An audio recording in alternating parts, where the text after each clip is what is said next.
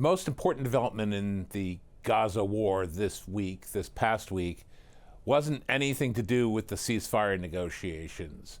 Those are basically old news and almost a farce. The big development is the independent delivery of food and other humanitarian aid to the people of Gaza via the Gaza Humanitarian Foundation, which doesn't work with the United Nations or the established aid agencies, all of which have, one way or another, been compromised by Hamas. UNRWA, the core UN agency for the Palestinians, has been utterly penetrated by Hamas, at least in Gaza, and cannot be trusted. Many of its people actually took part in the October 7th, 2023 attacks that began this war. UNRWA facilities have clearly worked hand in hand with Hamas in building its terror network of tunnels and bunkers throughout Gaza. Finally, the Gaza Humanitarian Foundation, an independent agency, basically US-sponsored, working with the Israelis on security, is finally getting aid to the people that Hamas can't intercept, at least not immediately. That means it can't take the aid and make Gazans pay money for it.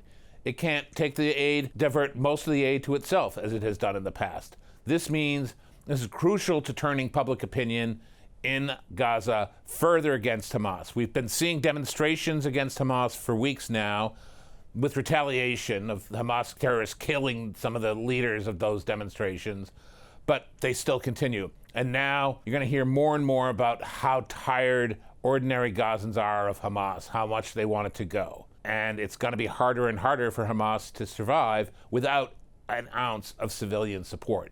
Meanwhile, President Trump's envoy, Steve Witkoff, seems to be doing what is right. He's offering a limited ceasefire to get the hostages back, or some of the hostages back, 10 or so of the living ones, some of the remains of the dozens who've died in captivity, which are all very important to Israeli public opinion. And Hamas has tried to, and somewhat succeeded in, dividing Israeli opinion by using the hostages, as its remaining hostages, as weapons. But Hamas keeps trying to use the ceasefire offers to get more than Israel can possibly allow. Basically, keeps trying to either say that it has an offer, a permanent end to the war, or to demand an end to the war. It's not going to get that. It can't. Israel cannot allow Hamas to survive in Gaza. Hamas must either surrender, go into exile, or be destroyed.